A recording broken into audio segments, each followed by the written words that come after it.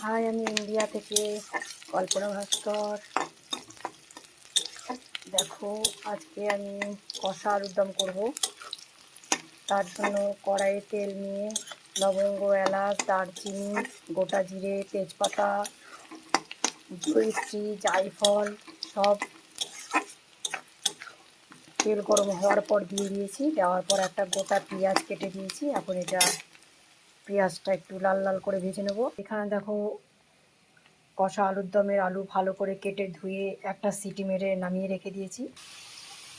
তা দেখো, আমার পেঁয়াজটা লাল লাল হয়ে এসছে।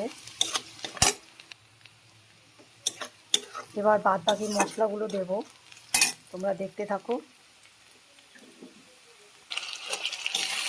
দেখো, এখানে বাদ বাকি মশলাটা দিয়ে দিলাম। গোটা জিরের, পেঁয়াজ, আদা, রসুন সব পেস্ট করেছিলাম, সেই পেস্টটা আমি এর মধ্যে দিয়ে দিলাম। এবার মশলাটা একটু হালকা করে ভেজে নেব। একটু হালকা করে জল দেবো যাতে মশলাটা না লেগে যায়। লেগে গেলে মশলার স্বাদটা নষ্ট হয়ে যাবে।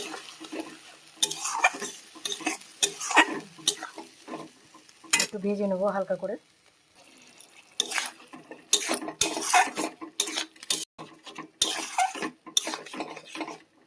দেখো, একটা টমেটো কেটে দিয়ে দিয়েছি।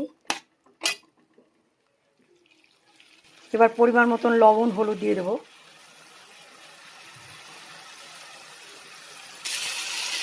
দেখো, পরিমাণ মতন লবণ, হলুদ দিলাম। তার সাথে কাশ্মীরি লঙ্কার গুঁড়ো একটু দিয়ে দিলাম,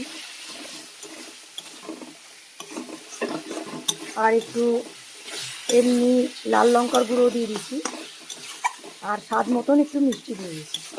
এবার মশলাটা আমি ভালো করে কষে নেব।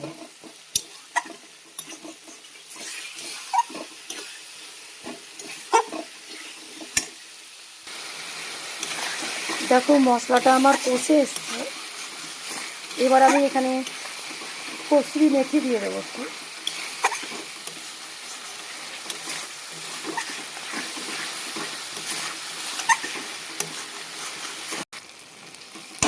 দেখো, কসুরি মেথি দিয়ে দিলাম।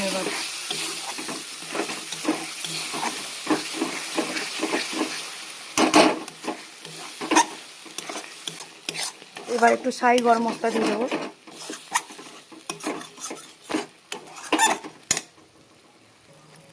একটা শাহি গরম মশলা দিয়ে দেবো। দেখো,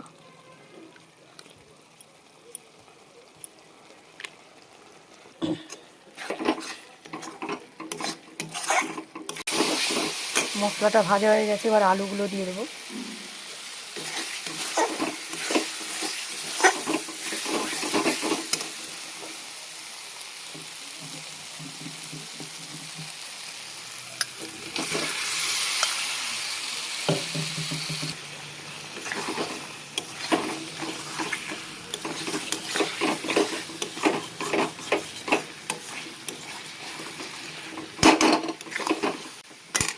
অল্প করে একটু জল দিলাম। এবার চাপা দিয়ে রাখবো কিছুক্ষণের জন্য,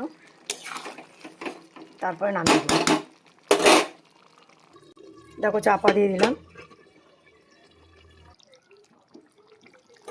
আলুর দমটা হয়ে গেছে। নামিয়ে রেখে দিলে এই ঝোলটুকু টেনে যাবে।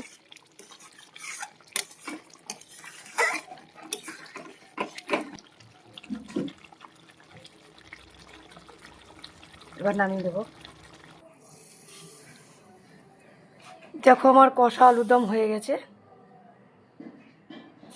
কেমন লাগলো বন্ধুরা, আমাকে কমেন্টে জানাবে। এখানে আমি ব্লগটা শেষ করছি। Bye bye.